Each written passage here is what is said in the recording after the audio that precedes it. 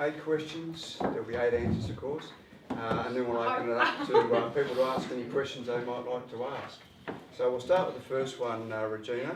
In the beginning of your book, you talk about the early Irish settlers as being determined. Why was that? Well, I think it's pretty clear, talking about that little passage I wrote.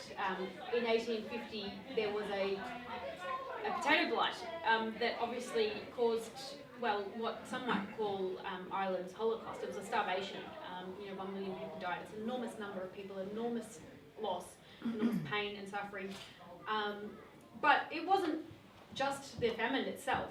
In fact, they say it's a potato famine, not a famine, because quite a lot of food left Ireland during those years, and Ireland had suffered persecution for many years by then, and had lived for years under the cloak of oppression, where they could not celebrate their own culture, their own language, where children had to be taught in the hedge schools. So to live through all that and to survive that is an incredible feat of determination. Then for some of those who did survive and for their families to pretty much offer up one of their children in the beginning and pull together all the resources they had, as refugees are still doing today, to go and find a better life in a new land. It's an incredible act of bravery and determination, and incredibly sad at the same time, because nobody wants to leave their home country, nobody wants to leave their families, and I just think determination, grit, bravery, strength, all those words really describe our ancestors and what they did in making it to these shores. Thank you. That sets the scene for the whole book, I guess, from the very beginnings in Ireland. Regina, why is St Brigid so significant in Australia's history? Well, it sits on a hill. Hopefully you all know St Brigid's just out the road here. You can see it from the highway up on the hill. They say they built it there because of the spirits. That's where the spirits sort of collect.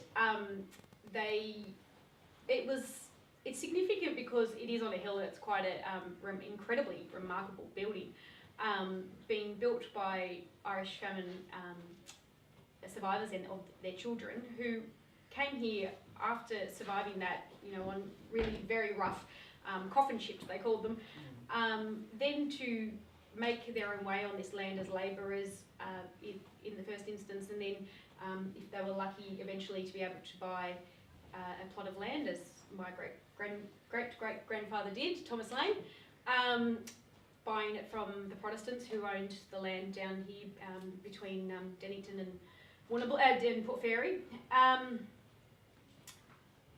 But I think why is St Brigid so significant?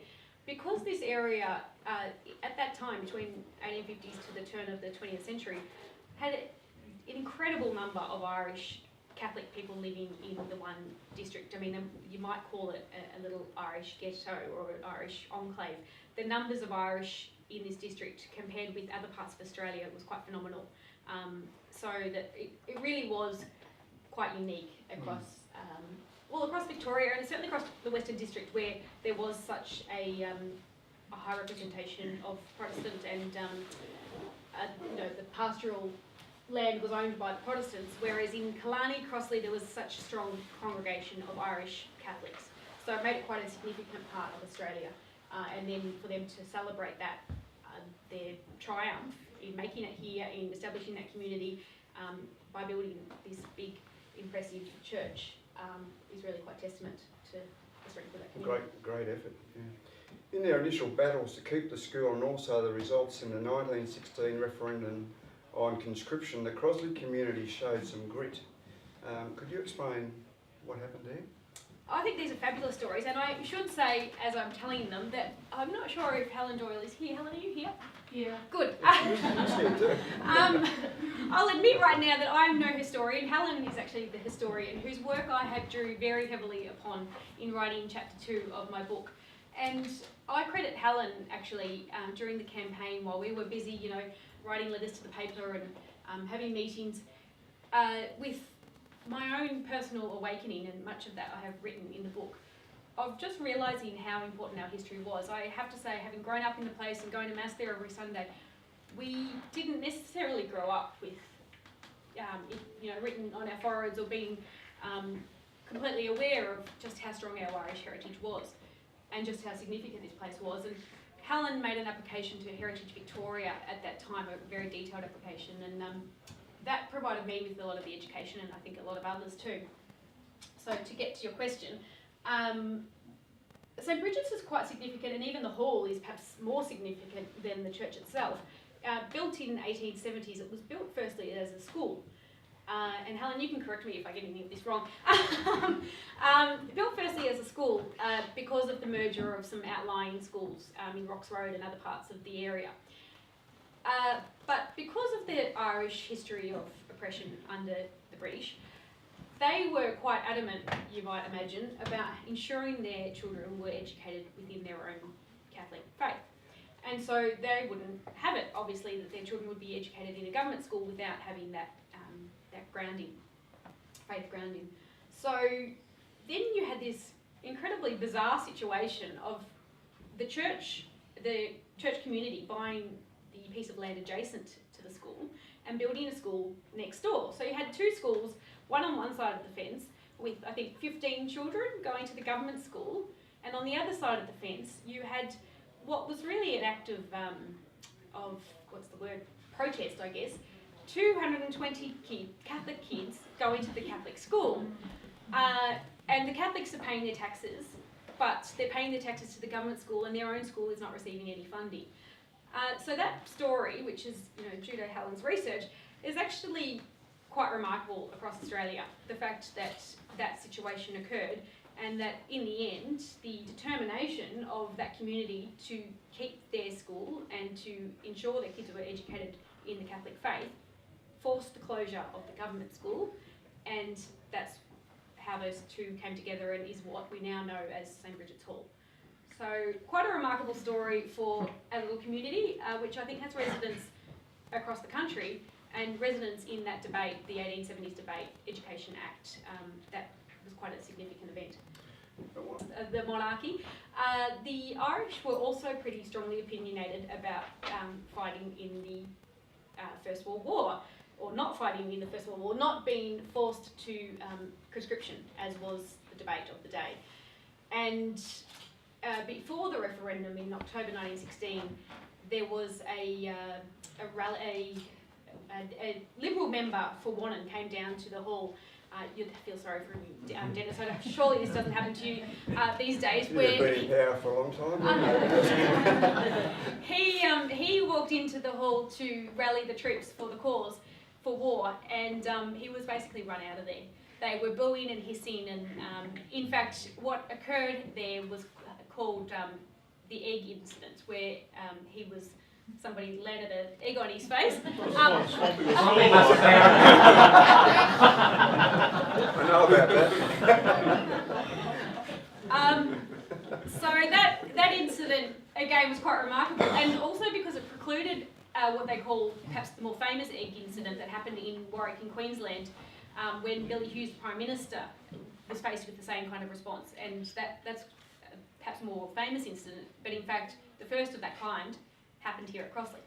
Come the referendum, I think a few months later, where the whole of Western District voted in favour of conscription, Crossley there was a voting booth in the Crossley Hall, and Helen, you'll have to tell me, I think it was 345 votes against. Was that right? I thought it was 99 to 1. Oh, I thought it was a few hundred, but there was one person that voted for conscription, and the rest of the community voted well and truly against. And who was that? I don't know. Helen, who was the person? Probably Honey. At that referendum, Daniel Mannix was the leader of the Catholics and Irish, yes. And he led the anti-conscription campaign. So it was a very, really strong campaign and fight within the Victorian and Australian community, but particularly in Victoria, where Daniel Mannix was vehemently anti-conscription. And where this community was his constituents. For those of you who don't know, Mannix actually opened St Brigid's in 1914, and they say that he wrote that really famous anti-conscription speech that he said in Melbourne while he was walking along the Kalani beach. So that connection was very strong too. All right, we'll move along. Getting back to the church side of things now, it was a very sad and emotional day when the church actually closed. Could you tell us what happened on that day? Well, from my perspective, I remember just getting a call how many days beforehand that I should be there. So it was that sort of usual rush home from Melbourne. I living in Melbourne, and I didn't really think a great deal about it or expect much of it. I was completely overwhelmed when I walked in the building and saw the place absolutely packed end to end with 600 people. For a church that was being closed due to declining numbers, it was quite remarkable that so many people came from so far afield, like myself, to celebrate or commemorate its closing. I think it was emotional, well, for a couple of reasons. Because people like me, my family, plenty of us, and so many that are here now and who are meeting all the time, Marnies and Gleasons and McGalgans, who so many of our family events, our weddings and christenings and funerals happened at St. Brigid's and did for 5 generations. So to sit in that church and realise that this was the centre of our family life for the last 100 years was undoubtedly emotional. It wasn't just me. The other part of that emotion, certainly for me, and those of us who still had believed that St. Brigid's should stay open, was the fact that we had very, very little opportunity to discuss that, and there was virtually no consultation on why St. Brigid's was closed. So there was a lot of emotion around that too, that we had very little warning, and there was, for a building so significant and for a Catholic church and for Catholics who are so used to the pomp and ceremony of our ritual, there was no music, there was no booklet, there was no pictures, and so it was quite a very hollow kind of event. Cold and the manner in which it closed, definitely didn't bode well for us. All right, now in your battle to buy back St. Brigid's, notice I said to buy back because it actually did belong to the community, morally. Did you ever question your faith? I knew you were going to ask me something like this, Ken, and I thought I had to ask it. Bigger challenges than Thomas. Of course, I don't think anyone can be involved in anything that they are passionate about without questioning on a daily basis their faith, whether that is in God or the religion, or your philosophy or your ideology. I don't think that's a bad thing, though. In fact, I think that's entirely necessary. If you look through history, that Mary MacKillop and all the saints and Jesus Christ himself, it was only by questioning the institution and the hierarchy and the doctrine did those people actually, figure out what they believed in and what they valued, and go on to achieve what they did. So yes, is the answer. Of course I did. I think perhaps, I don't think I've lost it, but I think it made me question more the institution rather than my personal faith. Rather than your personal faith. Fair enough. Now your family members are here today. How many siblings are here? Oh, just a few. Just a few? Only a handful. Half a dozen. Only number 7, 3 or 4. Number 3, number 8. So number 3, number 8. Okay, that's All good. wheels. So look, what impact did the process to buy back the church have on your own family? Do you want to ask them that maybe? Lots of wrinkles.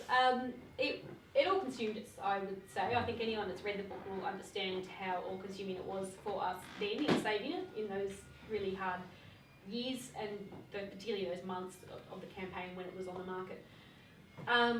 It was all we ever talked about. It was all we did. It was crazy. It was all-consuming, and we paid a price, absolutely. I think that's quite clear through reading my book that financially, Liz's boss was glad to read my book because it showed where she was half the time.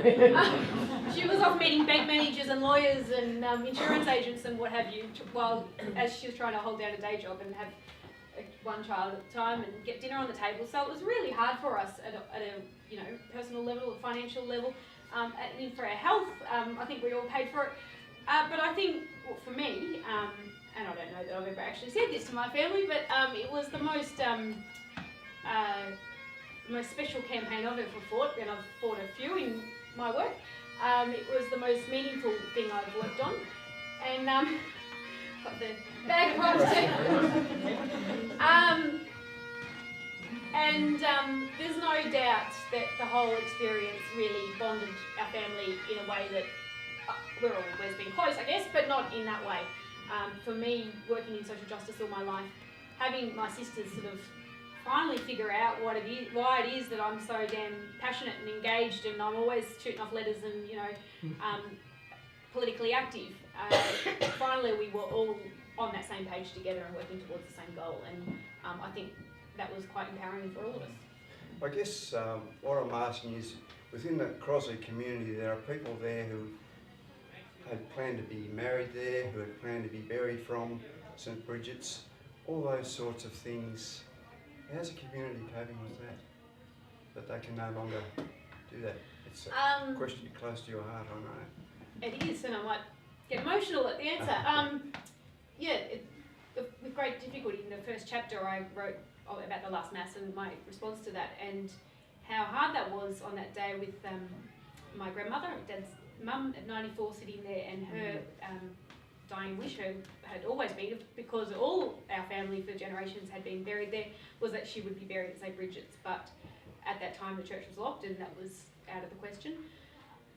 But sadly it's still out of the question for those of us who still have faith or supporters of the Catholic Church and who want a Catholic service, a Mass. St Brigid's is no longer a Catholic church, and though it might be possible to have, we could have a Buddhist monk or a celebrant or anyone we like, but as yet it's been difficult to get permission from the Catholic Church to have weddings or funerals at St Brigid's. So I don't know what the future holds on that front, but the question's been asked before and the answer has been no, and therefore some people who have had really strong attachment to St Brigid's and whose families, the O'Briens for instance, have been unable to have their funerals there. So that's a really tough one, because St Brigid's is our home, as I've said quite a few times. It's obviously means so much to us and is, you know, where our heart is, and yet we're still Catholic. Some of us are still Catholics and still want to get married in a Catholic Mass or have funerals in a Catholic Mass. So I guess something I was getting to was that your centenary, St Brigid's centenary, is coming up on the 30th of June. 30th of June, and the bishop's coming down to give an anniversary Mass at the church, which I think is just brilliant. So, any comments on that? well, hopefully that is actually the breakthrough that we need. Yes. Or in fact, I dare say it will be. That to have the bishop come down here is remarkable. What's that? I said, I only put to the floor until he says yes. I'll go and pick him up if I have to. Yeah, to have the bishop here is pretty impressive, and that having the bishop here, I think, will encourage. I think the other priests from the district will come, and because a lot of the priests, as Dad has said, and will remember obviously far more than I will, St Brigid's was quite remarkable in its in the history of the Catholic Church in Australia too, because so many priests and nuns came from St Brigid's, were educated by the Good Samaritans there, and have since gone off, you know, and become bishops in Queensland. Who's that? Bishop Finnegan. Brian Finnegan. Brian Finnegan. But There's 10 priests from St Brigid's section of the parish here. How many now? Over 30, Over 30. so there are a lot of those people currently in the church who have a great connection to the place too, and I think having the bishop come to St Brigid's will encourage their involvement, and you know, they'll be able to be up on the altar hopefully on the day, and yeah, I think that's pretty special. Fantastic. Excellent. All right, getting on to the future, I guess. Could you tell us something about the proposed Irish Cultural Centre that you're going to set up there? Sure. So, because it's now a community well-used building for 15 minutes of fame and dances and sessions and all sorts of things go on there. But the other fact is that having learned and acknowledged this incredible, rich Irish history we have there, what better place across Victoria, if not Australia, to have a monument to the Irish contribution in Australia than in St. Brigid's church. Though we're certainly not talking about a a static monument that, where lots of text gathers dust under glass. We actually did a business plan with your support, thanks Denis. Back about in 2010 we got a state government grant that Denis helped us sign his support to, which enabled us to commission one of Victoria's leading museum curators, who drew up a business plan, a very impressive business plan, which would enable basically the church to become, by putting, say, screens up in the ceiling and pulling them down, we could actually educate the school children, for instance, about the famine. And then they could walk into the photo booth, they could walk into the confessional booths and see photos or listen to audio of, the Lames and all the Barneys or the Gleasons and, how they arrived from Ireland. So that plan has been drawn up. That is quite an extensive piece of work and a really well considered piece of work, and all very, very possible, except you might imagine how much something like that costs. So we're actually yet to make the next application, but it's a good thing we've got the Premier here. So one day, I think that's a long-term piece of work, and it's not just the funding, which is obviously a massive factor, but the other factor is that our community has, because we're so flat out paying off the mortgage, there has been very little time for preserving this heritage, and I give my wholehearted thanks to the likes of Helen Doyle, who has spent the last 12 months working tirelessly with 50 local families to gather together their family trees and histories and document that our stories. In that book will be published by the centenary. So I think that book is going to be a really substantial piece of work that will underpin the content for the Cultural Centre. Mm-hmm. Excellent. All right, my final question, and you're talking about a mortgage a moment ago. Where to from here? What's next for Friends of St. Brigid's? Well, I think the centenary will be, in the Lane household, I know that we don't talk about anything much else, but if Mum and Dad make it past the centenary, It's a bit cruel. well, that's all we can all focus on at the moment, because it's going to be a weekend long of events with dinners and a centenary walk, and you can tell me more about it, but and mass with the bishop, obviously.